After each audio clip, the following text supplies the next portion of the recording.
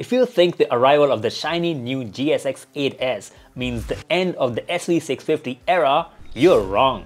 The more important question is the GSX 8S a better motorcycle than the SV650? That is not so cut and dry, so I wrote both to compare them the exact same way we've compared 93 motorcycles on this channel so far.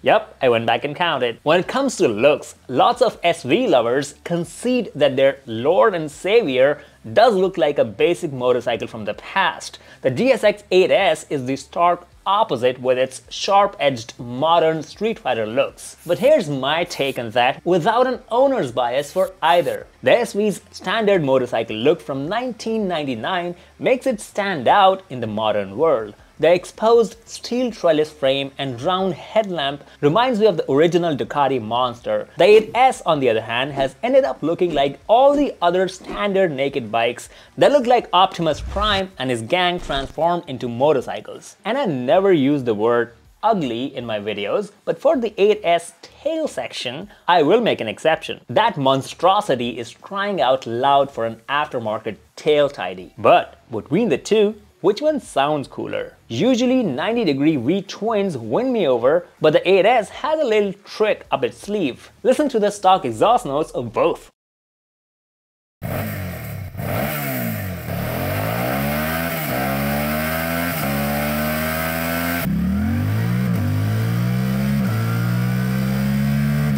The 8S stock exhaust note is noticeably quieter, but what if you went aftermarket? Listen to this.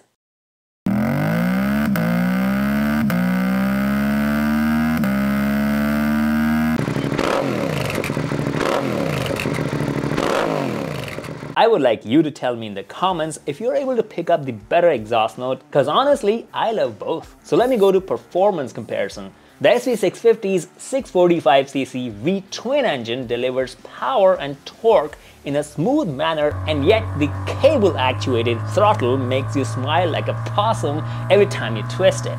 The shifts are smooth and it's geared perfectly for city riding and touring. In fact, it's a pretty good bike for technical tracks as well, which is where I first saw an SV650 in action. The GSX 8S does step it up with a bigger parallel twin engine, delivering more peak horsepower, and thanks to a 270-degree crank, almost 10 more foot-pounds of torque, which is what made me like it more than I expected to. The ride-by-wire throttle enables a bi-directional quick shifter, which at least on the bike that I rode did not work flawlessly. The upshifts get better in higher RPMs, but downshifts were quite clunky. The ride modes are remarkably easy to switch, and traction control did not feel too intrusive. But here's a peculiar take I have on how they compare on performance and handling. The SV is like a little sleeper bike that does not look like much, so you don't expect much of it. For 15 years of riding motorcycles and reviewing them for 3, I was absolutely blown away with its 23-year-old engine. It surprises you with the punch it packs and how much mad fun it is to ride. I could finally see why it deserves its own cult. If you know a devout SV disciple, send them this video as a holy offering. But to the modern naked lovers, this is what I would say. The 8S does look like it's competing with other nakeds from Honda and Yamaha. Hence you expect it to perform, and it delivers exactly to expectation, and in some areas better than competition. But when it comes to suspension, both bikes have non-adjustable forks and preload adjustable shocks. But the SV suspension felt like it was more comfortable street riding biased, while the 8S suspension felt a bit more apt for sporty riding.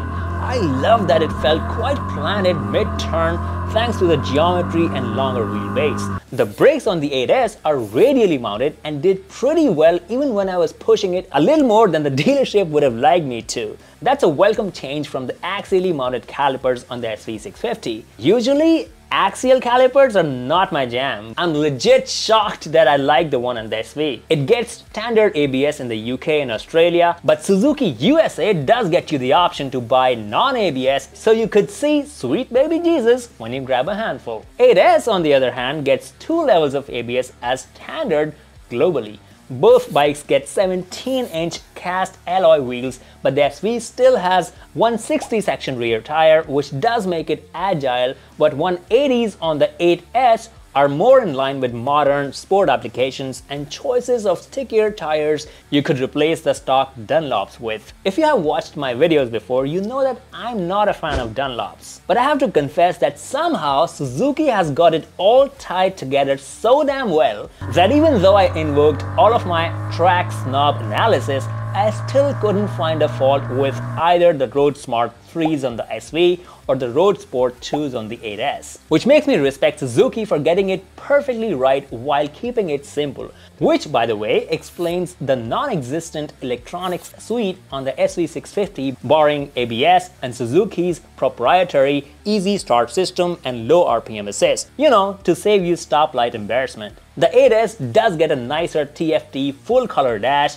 LED lights, 3 rider modes and 3 levels of traction control which can also be switched off for all of you stunters and track day junkies. I really like how the dash can be switched from light to dark mode both manually and automatically. The SV doesn't need any of that, but it does need LED lights for better visibility. The LCD dash on the SV is a bit out of place for its vibe. In my humble opinion, analog dials would look a lot more appropriate for the SV aesthetic. And even though I like the simplicity of the SV, I don't think Suzuki has overdone the electronics suite on the 8S either. In fact, while they were at it, smartphone connectivity for navigation would have been a nice touch to beat the competition. USB charging is also a modern convenience which the 8S is missing in most markets. It is, however, available as an optional upgrade among a host of other things like adjustable levers and side cases. Another thing they nailed on the GSX 8S is the seat height. It is an inch taller than the SV but didn't feel too tall for me at 5'8".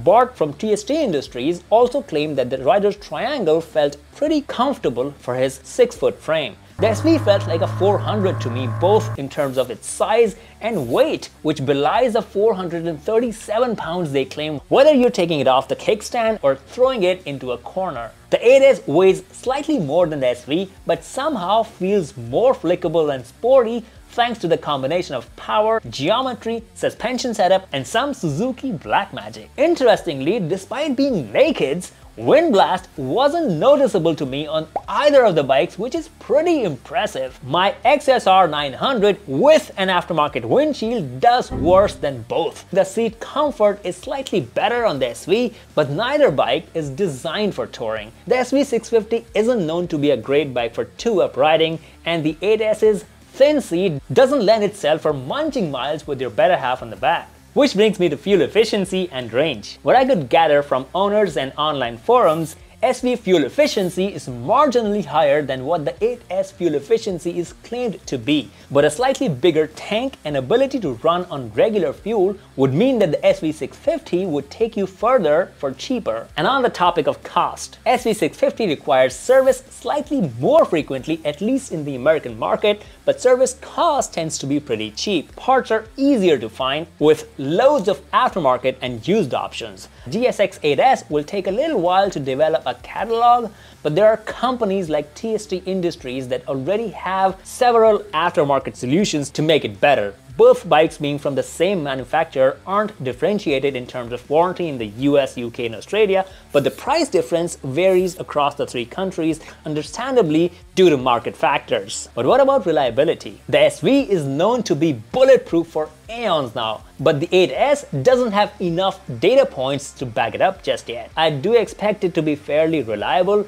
but the clunky quick shifter has stopped me from saying that with 100% confidence. If you are an 8S owner, please share if you had the same issue and if you have found a solution yet. Barring that, it does beg the question, which one is the better bike? In my opinion, the GSX 8S is not an SV650 replacement. They're just 2 different flavors of a mid-segment standard naked bike. The SV650 would still find itself being favored by riders who value low cost of running, proven reliability, simplicity, and the joy of motorcycle riding in its purest form. Not to mention thrifty aftermarket solutions. The GSX 8S, on the other hand, would cater to those who want a modern take on it with everything being just a little bit extra. Sure, you may need a comfier seat, a pipe to unshackle the exhaust note, and when you get the tune for it, maybe even make the quick shifter smoother. But for the price, it is definitely a really fun and engaging bike for modern Street Fighter lovers. There is, however, a motorcycle that the GSX 8S has indeed replaced. And Suzuki has done it so quietly that no one seems to have noticed that the GSX S750 is gone from the Suzuki website now.